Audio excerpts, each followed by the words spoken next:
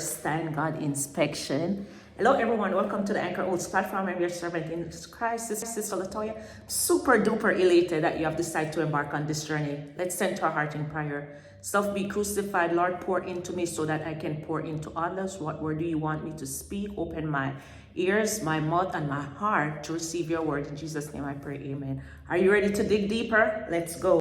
Paul, a servant of God and an apostle of Jesus Christ, according to the faith of God's elect and the acknowledging of the truth which is after godliness, in hope of eternal life, which God that cannot lie promised before the world began, but had in due times manifested his word through preaching, which is committed unto me according to the commandment of God our Savior. And Paul opens this epistle with one of his standard greetings, just like in the Epistle of Romans and a slight variation in the book of Philippians. There are certain things that God cannot and will not do because of his character. The Bible emphasizes God's holiness and moral perfection, certain that God does not lie, as lying is contrary to his unchanging, faithful, and sovereign nature. And Numbers 23 verse 19 said, God is not a man that he should lie. And your first assignment is to read 1 Samuel 15 and verse 29. In its own season, the season appropriated to it and fixed by God for it. To Titus, my own son, after the common faith, grace, mercy, and peace from God the Father and the Lord Jesus Christ, our Savior. For this cause left I thee in Crete, that thou shouldest set in order the things that are wanting, and ordain elders in every city as I have appointed thee. If any be blameless, the husband of one wife, having faithful children, not accused of riot or unruly. Who was Titus? The name Titus means nurse, and the book of Titus, along with the book of Timothy, is known as the Pastoral Epistle. And throughout Paul's ministry, he would often leave a remnant in that city to continue what he had established. An example of that can be found in 1 Timothy 1 verse 3. This was a tactic of Paul, that whatever was planted did not become corrupted by false doctrine. Titus was an early church leader, a trusted companion of the Apostle Paul, and also his spiritual son and faithful servant of the Lord. He said, I left you in Crete to resolve the problems, establish godly leader. Titus was trustworthy and dependable since Paul appointed him to lead the work in Crete. Set in order the things that are lacking. This was the job. Titus was given the church needed order and leadership, and Titus was commanded to set in order the churches and to do it appointing godly leaders. There were qualifications for the leaders that he was supposed to appoint. The word ordain means to appoint one to administer an office or to set one over a thing in charge of it. It's like you are supervising that office to ensure it functions and operates in the manner it was intended, instituted, or instructed to operate. In every city, this was a big job because Crete was famous for having many cities. This means Paul gave Titus a tremendous amount of responsibility and authority, and that under Paul's direction and the direction of the Holy Spirit, this authority was in Titus and not in a group of committee. And it listed that if any be blameless, the husband of one wife, having faithful children, not accused of riot or unruly. So these were the qualifications for leadership. In the following passage have nothing to do with giftedness. So Paul didn't say to Titus, find the most gifted or the most qualified members, not the one with the most money, accolades, or accomplishment. Instead, Paul gives Timothy a list of things to look for in the appointment of those leaders. And this is going to be your assignment number 2. In Acts 6 and verse 3, you see a similar requirement for those who are appointed over the daily administration of the early church. If a man is blameless, this word literally means nothing to take hold upon. There must be nothing in the life of the leaders that other can take hold of and attack his life or in the church. Just like you see with the election in the US, that they would go into the background of those candidates to try and dig up any dirt they have on that candidate to make sure that they're not elected for president. I stated about the election, your record needs to be blameless. If not, the opposing party can use it for defamation against you. If the leader did not possess these qualifications, it was an automatic disqualification.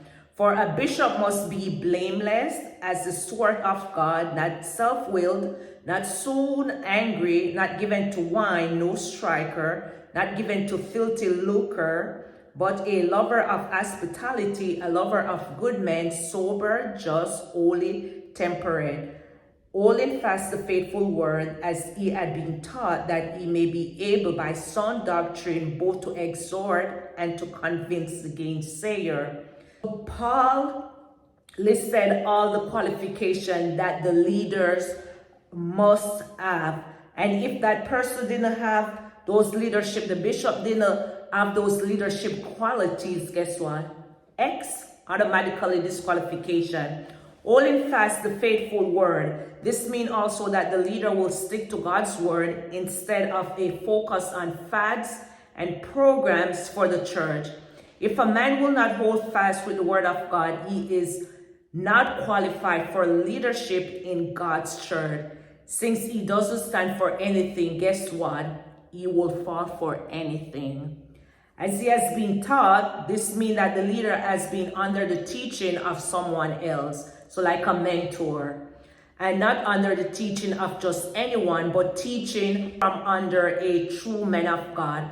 Just like all the 12 apostles were under the teaching of Jesus Christ.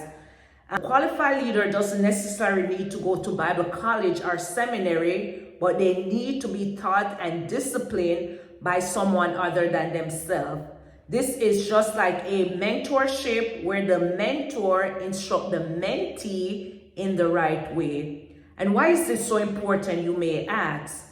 It is important for Titus to appoint these qualified leaders because God loves order and discipline, and he is not the author of confusion. God has established an order of authority in several different areas of life. There is an order of authority in the home, in the church, in the workplace, and in the community. God wants us to recognize the areas where he has placed an order of authority in our lives, and he wants us to submit to that authority. There are many unruly and vain talkers and deceivers, especially day of the circumcision, whose mouth must be stopped, who subvert whole houses, teaching things which they ought not to, for filthy lucre's sake. One of themselves, even a prophet of their own, said that the Christians are always liars, evil beasts, slow bellies. So it's talking about the deceiver in verse 10 as those of the circumcision is making reference to the Jews. And there are certain spiritual subjects that are not edifying and are not profitable for the body of Christ. All they do is cause speculation and argument. And when Titus found men teaching things which they ought not, he was supposed to stop it, cut it at the root. Witness is true, wherefore rebuke them sharply that they may be sound in the faith, not giving heed to Jewish fables and commandments of men that turn from the truth. Unto the pure all things are pure, but unto them which are defiled and believing is nothing pure. But even their mind and conscience is defiled. A man that Paul is giving to witness is true. So if somebody is giving something that contradicts the true, authentic wisdom or the witness of God or against Jesus Christ, that it should be stopped. They profess that they know God, but in works they deny him, being abominable and disobedient, and unto every good work reprobate. And these difficult people Titus had to deal with were all the more difficult because they talk like Christian, they walk like Christian. Their profession was all in order, but in works they deny him. We can't just go by what a person say. We have to also look at how they live. And in conclusion, Titus 1 teaches us that God values character as much as calling. A healthy church is built on faithful leaders, sound doctrine, and believers whose lives reflect the truth they profess. In a world filled with compromise and confusion, God is still looking for men and women who will stand firmly on his word and live with integrity, as you have seen with Shadrach, Meshach, and Abednego and Daniel, and a lot more of individuals in the Bible.